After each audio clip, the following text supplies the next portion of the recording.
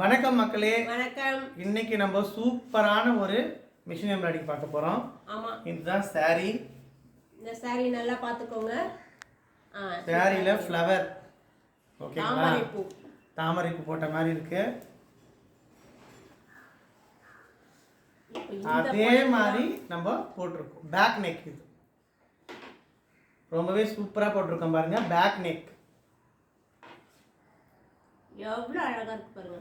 அழகான ஒரு back neck. இந்த மாதிரி ரொம்ப யாருமே போடவே மாட்டாங்க. நாங்கள் ரொம்ப கஷ்டப்பட்டு போட்டிருக்கோம். சூப்பரா. அடுத்ததா இது ஃப்ரண்ட் நெக். இது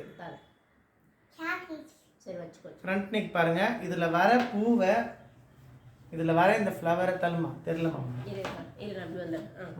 இதுல வர இந்த ஃப்ளவரை நம்ம இதில் போட்டிருக்கோம். ஆமா, இந்த தாமரை பூவை அழகா நம்ம வரைஞ்சிருக்கோம். ஆமா, இங்க பாருங்க, தெரியுதுங்களா? இந்த தாமரை பூவை அப்படியே நம்ம வரைஞ்சிருக்கோம். ஆமா, இதுல எப்படி இருக்கோ அப்படியே பொடி பேக் வந்து பயங்கர ஹைலைட் பேக். சரிங்களா? இது கை பாத்துருவோம். ரொம்பவே சூப்பரான ஒரு கை.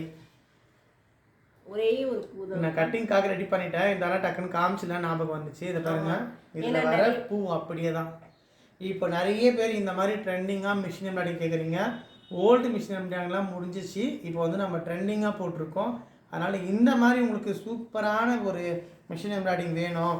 இப்போ நீங்கள் தச்சு போட்டிங்கன்னா இந்த சாரியோட ப்ளவுஸ் மாதிரியே தனியாகவே தெரியாது. இது இந்த சாரியில் கொடுத்த ப்ளவுஸ் மாதிரியே தெரியும்.